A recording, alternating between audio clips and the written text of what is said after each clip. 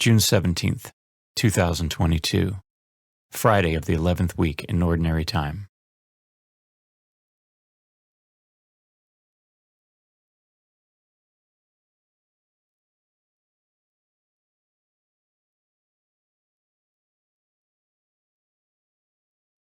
A reading from the second book of Kings.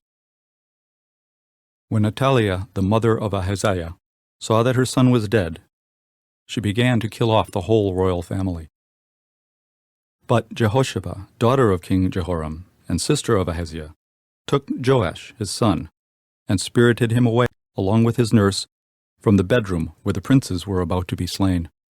She concealed him from Athaliah, and so he did not die. For 6 years he remained hidden in the temple of the Lord, while Athaliah ruled the land. But in the 7th year, Jehoiada summoned the captains of the Carians and of the guards. He had them come to him in the temple of the Lord, exacted from them a sworn commitment, and then showed them the king's son. The captains did just as Jehoiada the priest commanded.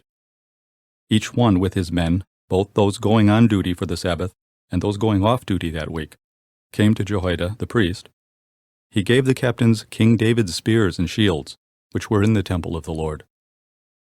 And the guards, with drawn weapons, lined up from the southern to the northern limit of the enclosure, surrounding the altar and the temple on the king's behalf. Then Jehoiada led out the king's son, and put the crown and the insignia upon him. They proclaimed him king and anointed him, clapping their hands and shouting, "Long live the king!" Athaliah heard the noise made by the people, and appeared before them in the temple of the Lord.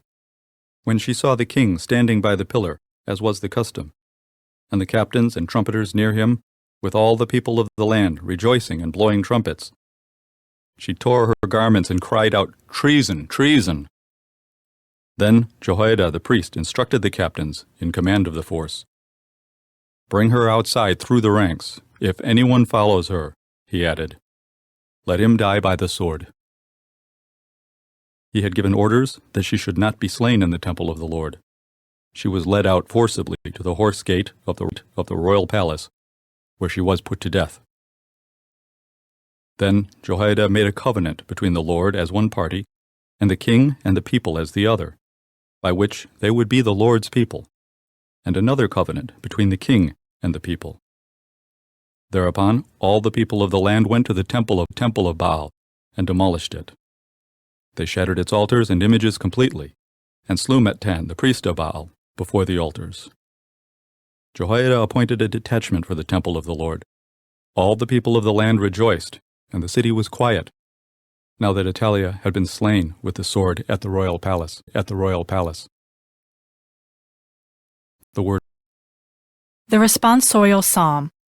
The response is, "The Lord has chosen Zion for his dwelling." The Lord swore to David a firm promise from which he will not withdraw.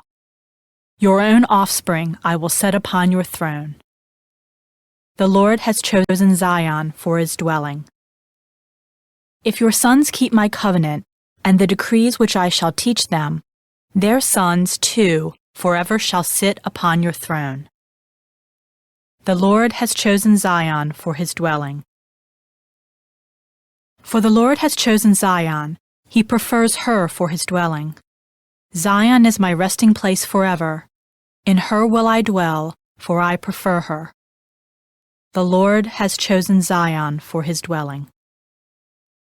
In her will I make a horn to sprout forth for David. I will place a lamp for my anointed. His enemies I will clothe with shame, but upon him my crown shall shine. The Lord has chosen Zion for his dwelling.